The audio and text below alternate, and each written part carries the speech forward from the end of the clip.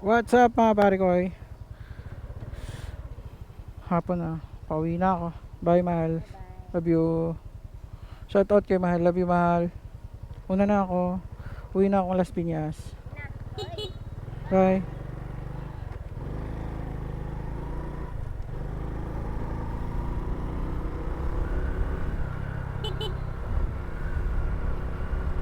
What's up mga pare ko eh? Pauwi na naman ako. Kumusta kayo? Okay, buong araw ko nagamit yung Pertua yung kaka-change oil natin, di ba? Maganda siya mga pare ko eh. Dito kanina umaga, jogging kami dito. Jogging kami dito mga pare ko eh, hanggang dun sa may putol na semento. Time check 5:20, 5:25 hapon na nga, no? At ako'y pauwi na ng Las Piñas. Ang ganda dito mga pare ko eh. Ano? So, ayan, magbibigay ako ng feedback about sa Pertua. Pertua is ano siya? Hindi naman sila nagkakalayo sa Zik, no? Na yung napili kong langis, no? Zik M9 na fully synthetic.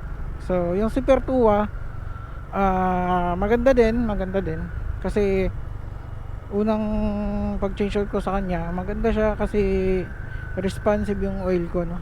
Kasi ikaw mismo na gumagamit sa motor, kilala mo yung takbo ng motor mo eh. Kilala mo na eh. Kaya pag may nagbago diyan kahit konti, ano mo agad, no? Mapapansin mo yan agad, no? Kasi kilala mo nga yung motor mo, no? Sa hatak, medyo lumakas yung hatak, no? Kasi siguro kasi bago na din yung engine. Ganoon naman talaga lagi pag bago yung oil natin, no? Tsaka so doon ako na-hook sa ano niya, sa nakalagay dun sa likod, no, ng langis na hindi masyadong init yung makina, no? May nakalagay doon na hindi masyadong init makina. Kasi yun yung hinahanap ko eh, kasi yung ano ko na Castrol, pansin ko medyo mainit siya eh sa makina eh. Medyo mainit nga siya sa makina. So, itong Pertua, ano siya? 15W40, no? Kumpara sa Castrol na 20W40. So, mas ano si Castrol doon sa ano, no? Sakit ng mata ko, natatamaan sa ano.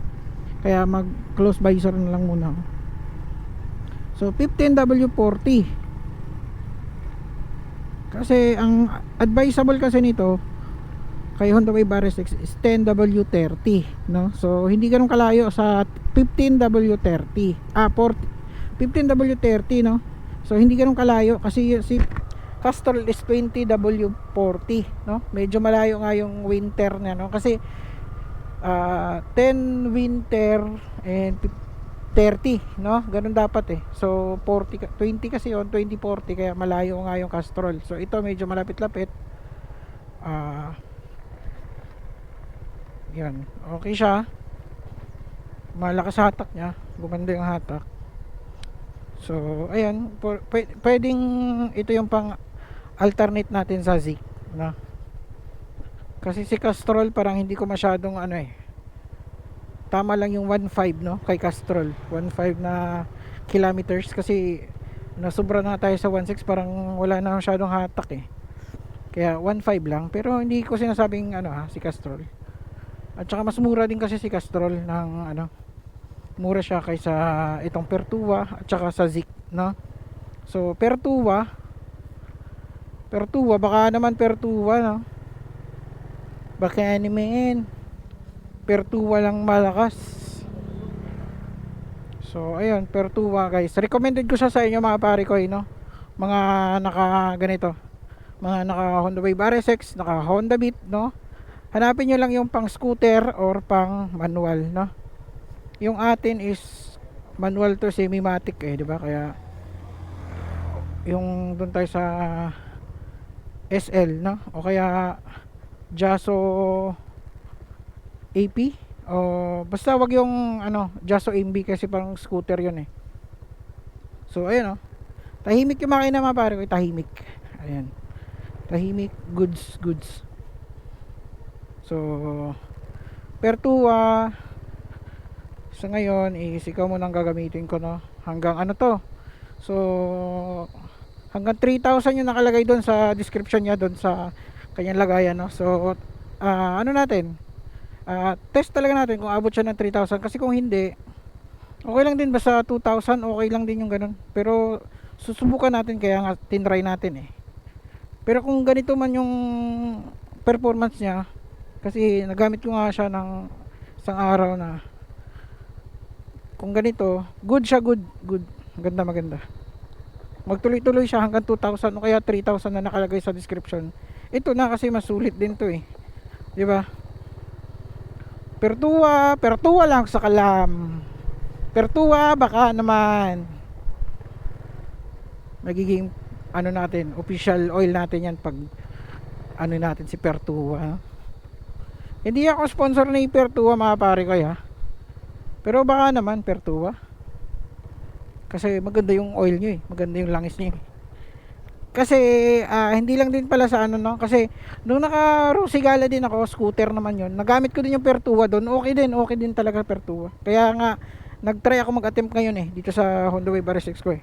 Itong motor na to, love na love ko to, kaya maingat ako sa langis nito. Hindi ako bumibili sa mga peke, sa mga gilid-gilid na shop no.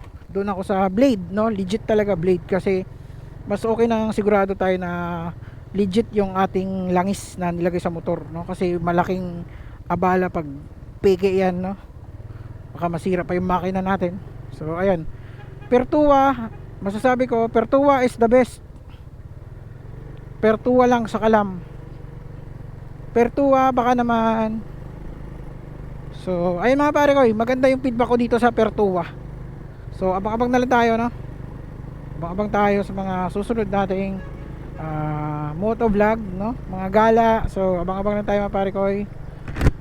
So dito na lang muna siguro no, dito lang muna. Pertua good siya, good, maganda. Thumbs up ako at approve ko si Pertua at recommended ko sa inyo mga pare ko na mga pare ko dyan. Maganda siya pare ko, subukan nyo kasi para sa akin good siya, good. Pertua lang sa kalam. At saka sa init hindi ko masyadong na ano, hindi ko nagamit ko siya no, hindi ko siya ganun napansin yung init eh, kahit nagpa-park ako. Minsan kasi pag nagpa-park ako doon siya umiinit eh, yung tapos na ako mag-rides, tapos na ako magbiyahe, tapos pinatay ko na yung motor, doon na siya iinit eh. Doon ganun si Castrol eh. Pero si Pertua hindi ko naramdaman yung init no. Sana magtuloy-tuloy.